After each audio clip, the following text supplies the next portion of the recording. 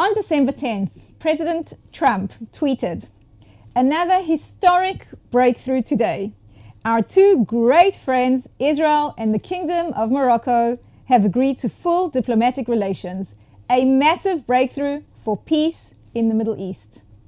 Indeed, within the space of 4 months, we have 4 Arab states that have normalized relations with Israel. My name is Michal Hatuel-Radoshitzky. I am an INSS Research Fellow, and with me in our beautiful new INSS studio is Dr. Sarah Feuer, Research Fellow at INSS and the Rosenblum Family Fellow at the Washington Institute for Near East Policy. Hi, Sarah. Hi, great to be here. I'll tell our viewers and listeners that Dr. Feuer is the author of the book Regulating Islam, Religion and the State in Contemporary Morocco and Tunisia, published by Cambridge. And at INSS, Dr. Feuer heads a research program examining development across the Arab Middle East and North Africa.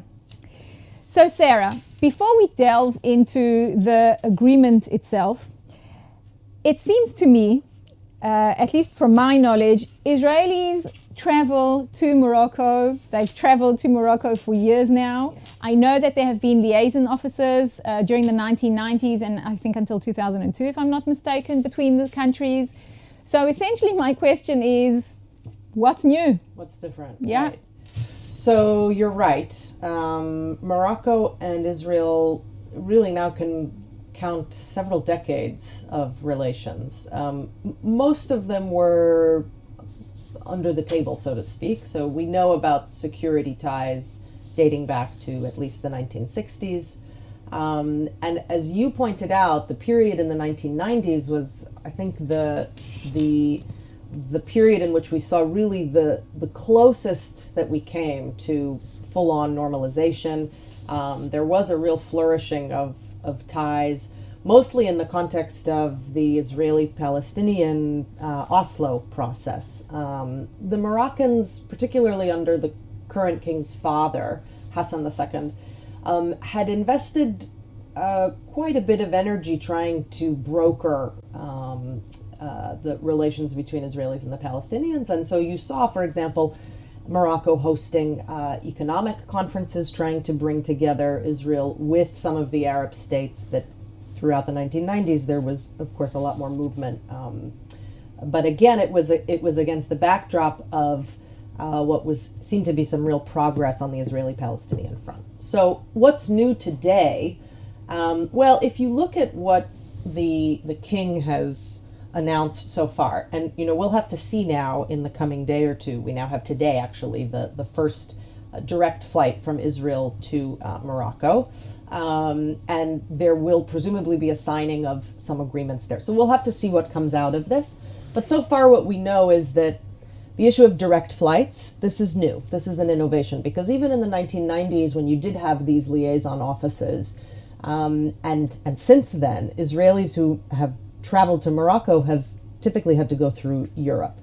So that's new, and that's potentially a big deal, because the number of Israeli tourists before all of this came about was reaching upwards of 50,000 a year. So you can imagine now with nonstop flights that the tourism element of this will likely significantly develop. What's less new is, for right now, all that they're talking about are reopening the liaison offices. We're not talking about ambassadors or full-on embassies. Okay, that's interesting. Yeah, and you don't really see the word normalization either, in contrast to some of the other agreements that you mentioned in your opening remarks. So I would say it's definitely a big step forward, because, of course, we don't have the context of progress on the Israeli-Palestinian front, and yet here we are going to see a flourishing of ties between Israel and Morocco. So I'd like to actually pick up on that phrase, the lack of, or lack thereof, normalization. So you say normalization's not really in there in the mix. Right. So if we kind of focus on the actual agreement itself, what can you tell us about what is in the agreement? Why now? When we think about peace, a peace agreement, obviously all stakeholders win, and it's a win-win situation, but still, we know that there is a price that Sure. some of the stakeholders pay. So can you illuminate that for us? Well, what we know is that there had been an idea circulating for a few years now to try and, in exchange for the Moroccans obtaining American recognition of Moroccan sovereignty in the Western Sahara.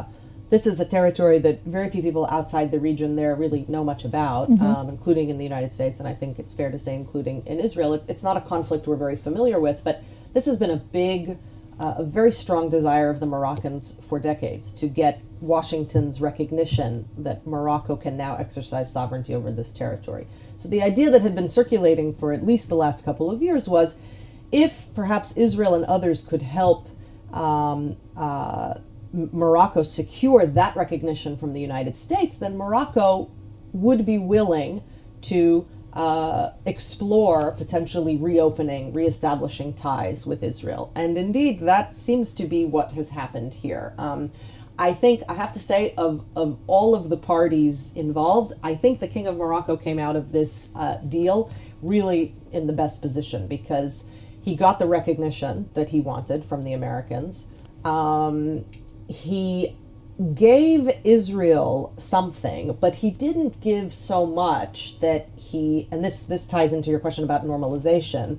I've started thinking of this arrangement as kind of normalization minus. Okay, so he was able to get something very substantial from the United States, and in return he did give Israel something, but he didn't give Israel full-on normalization, which may have presented more problems for him at home, given that we haven't seen real progress on the Palestinian front, and given his own concerns about maintaining his legitimacy as someone who has traditionally really advocated on behalf of the Palestinians. If such, I'm just wondering, do you think that the fact that this is the fourth country is also what enabled him to make that step? Do you think that he wouldn't have been able, like you said, given the normalization minus framing, do you think that he can go for normalization minus now because there's a precedent of 3 other states that have already normalized? Yeah, I think it's fair to assume that that the general sort of atmosphere was a bit more ripe for him to be able to take this step.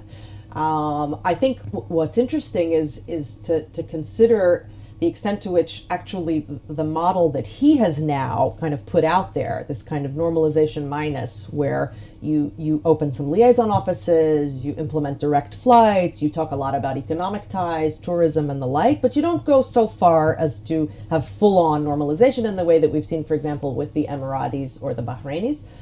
I think he's now actually putting a model out there, and it will be very interesting to see whether others in the region, including, for example, the Saudis and others, look to that and say, okay, well, this is another twist. Maybe we'll go in that direction. It will save us a bit of energy dealing with potential blowback if we were to come out and talk about full-on normalization.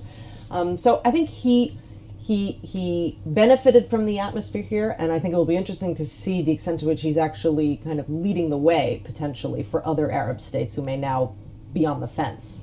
Interesting. I'll plug into that because basically in your answer you spoke about perceptions, right? It's our perception that it's normalization minus. It enables him to, with his constituents to smooth this over. Let's speak about international perception. So one of the things you mentioned is the United States recognition over Western Sahara of the Moroccans. How do the Europeans respond to that? Hang on, and before you answer, I'll throw in some more. So that's on the international level. On the regional level, how do the Palestinians respond to this? We see perhaps the ability of the Palestinians to consolidate an Arab bloc against Israel until there's compromises on the Israeli or progress on the Israeli-Palestinian process. We see that's also not going in the planned direction. And finally, also in Morocco, can you maybe speak about how this agreement is perceived there? And this I'm asking you also further to an interview that I actually saw you on with another woman who leads delegations to Morocco, and she says they are wonderful people, and they are so embracing to all the Israelis that come. Right. So, yeah, perceptions.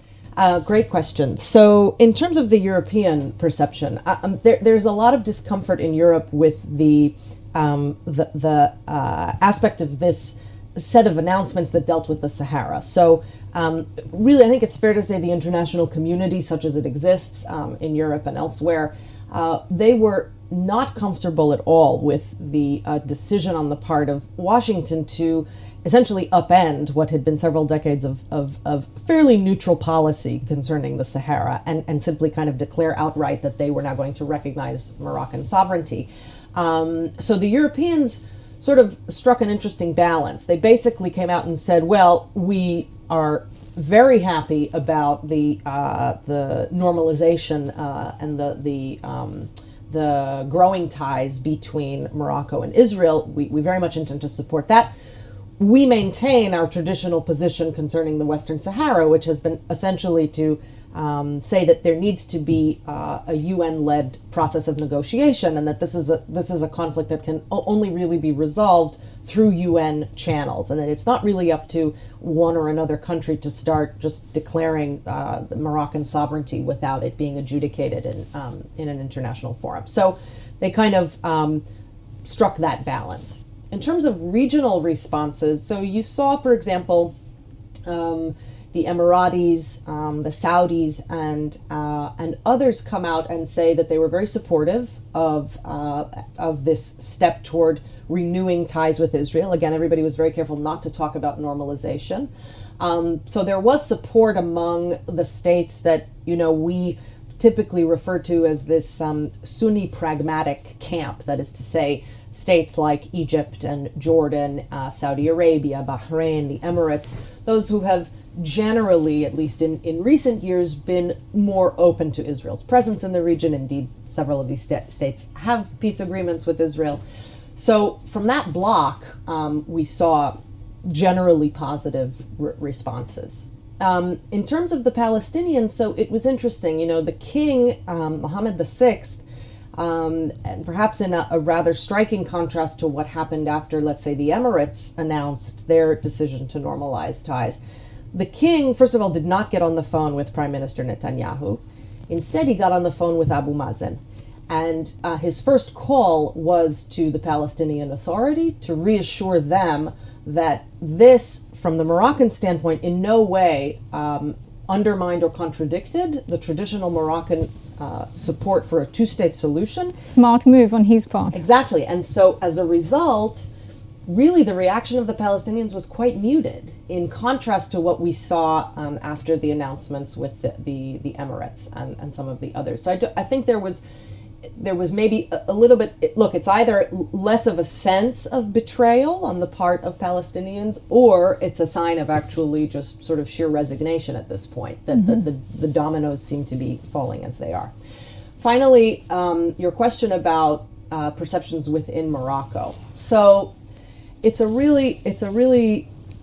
an interesting question. I think the woman who was on the program that you cited, who is an Israeli tour guide and who has been, she definitely hit on something I think most people who go to Morocco would agree with. Moroccans are generally quite warm and hospitable people, and Israeli tourists have had a great time there for years, and they've rarely, encountered any kind of hostility. There's, of course, still a fairly vibrant, if small, Jewish community in Morocco also. And overall they're doing rather well. But there is, I think, it's important to kind of qualify some of this enthusiasm a little bit. So first of all, if you look at the example of the parliament today in Morocco, the dominant party is a party with roots in the Muslim Brotherhood.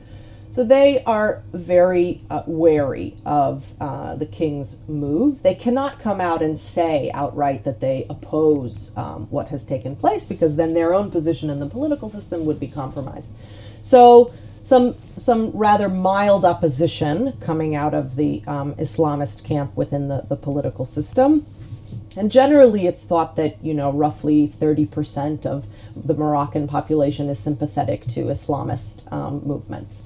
So you have to take that into consideration. I think the last thing I would say on this is that, at the level of sort of, if it's possible to speak about the average Moroccan. What are Moroccans thinking of this? I think that there's generally a lot of happiness around the Sahara question. This is a very unifying issue for Moroccans, and I think the hesitancy about the deal with Israel. I think there's an openness to it. There's an interest. There's a curiosity.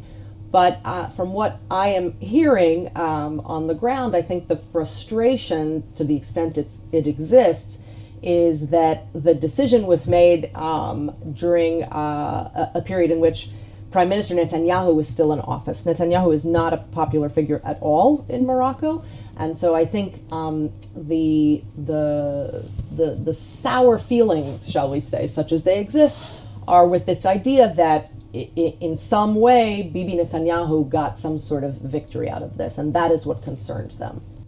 Interesting. Okay, I'm going to relate to your very interesting anecdote about the king calling Abu Mazen Mahmoud Abbas rather than Netanyahu. It is my understanding that King Mohamed VI had a role in establishing and now in chairing the Al-Quds Committee in the OIC, the Organization of Islamic Conference. Right. We know that the issue of Jerusalem is one of the core issues in the Israeli-Palestinian conflict.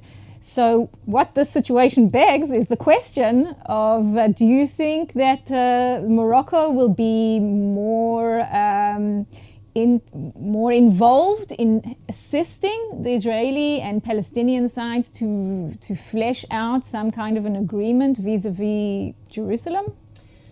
So it's a good question. This position that he has held, the king has held as the chair of this committee, it's not a very active committee, to be quite honest. I mean, they haven't really done much, but it reflects, I think, something which is much more real, which is that the king himself, back home, a lot of his legitimacy stems from the fact that he does also have.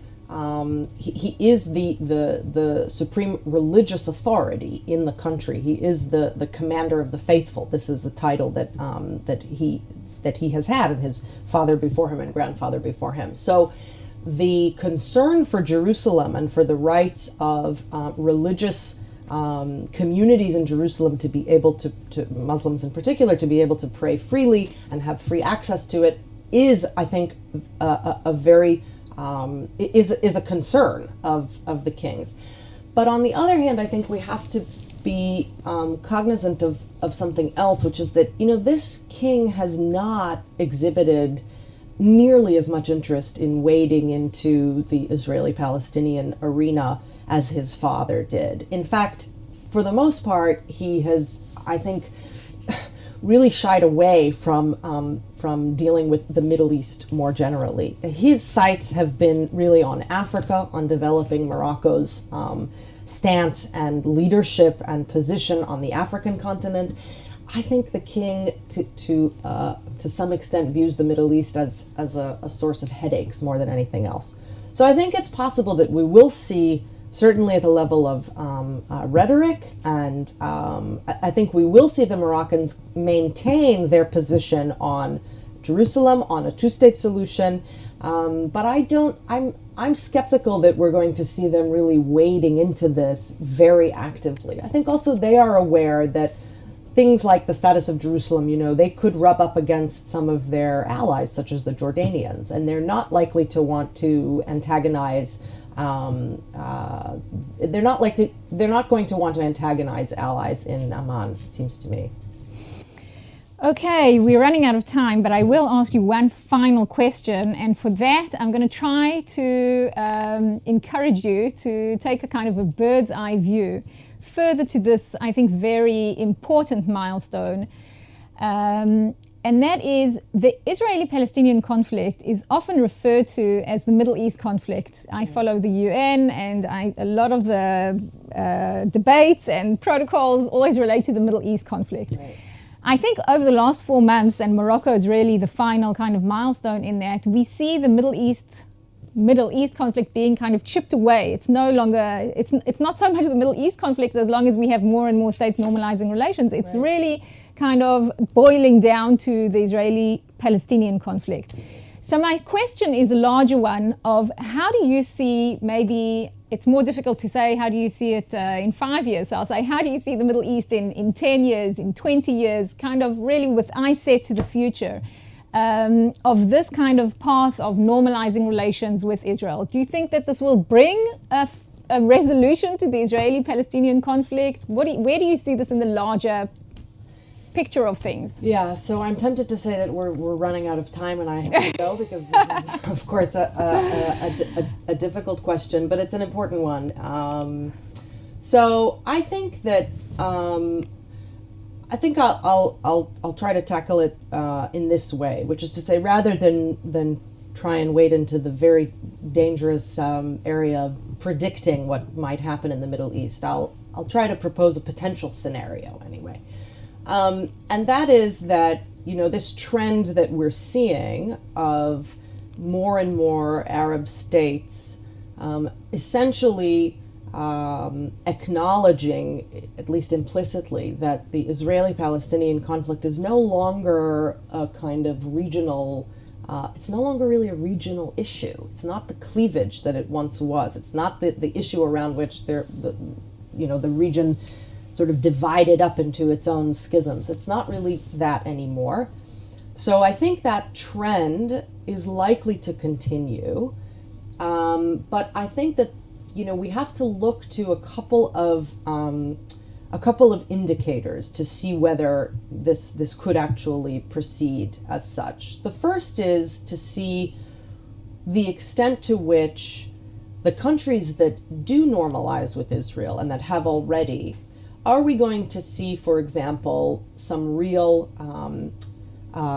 economic benefits to these normalization agreements being felt by the populations in these countries? Because one of the, it's a contrast. If you look at, for example, the peace treaties that Israel has had with Egypt and Jordan for many years, I think the general consensus now is that those populations never really reaped the benefits of this. And so it has been much harder to convince them that it was worth making peace.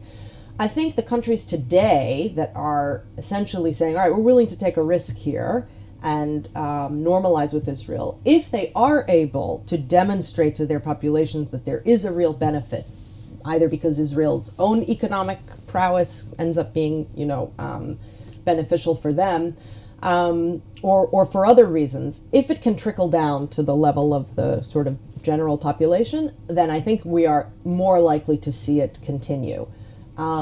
If it remains a kind of very elite level, even at the level of the security establishments, simply maintaining ties, and everybody else, as we do with Jordan and Egypt, Jordan and Egypt, and everybody else feels a little bit left out, then I think that this will all end up being much more easily reversible than we might like. So I guess time will tell, and I would say watch this space. And the second factor, you said there's two factors. I think the second factor that we might want to look at is the more general configuration of regional blocs today. So, and how those divisions among the region today proceed, because I think that will also have a big impact on whether we see more and more states deciding to normalize. Today, you essentially have a block of what I referred to earlier as the Sunni pragmatic states, but you have other camps in the region. We talk a lot about here at the INSS, we are looking very closely at the Iran-led camp, for example. Its allies, Hezbollah in Lebanon, Bashar al-Assad in Syria, Houthis in Yemen to some extent. And you have another kind of rough block of states and some non-state actors that are sympathetic to the Muslim Brotherhood. You can think of those as the sort of Sunni Islamists. And finally, we have the jihadists still roaming around. So I think what we've seen in recent years, and what I think helps to explain in no small part the decision to normalize with Israel, is the way that these blocs have been struggling against each other to really emerge as the dominant leaders in the region. And so how that struggle progresses, I think will have a real impact on whether we see Israel essentially becoming more and more of an asset for states in the region, or whether we see it go in another, what would be a regrettable, I think, direction. Wow, thank you, Dr. Sarah Feuer, for your excellent, interesting, original analysis and insights. Thank you. And thank you for joining us. For more iNotice podcasts, please log on to our website or social media platforms.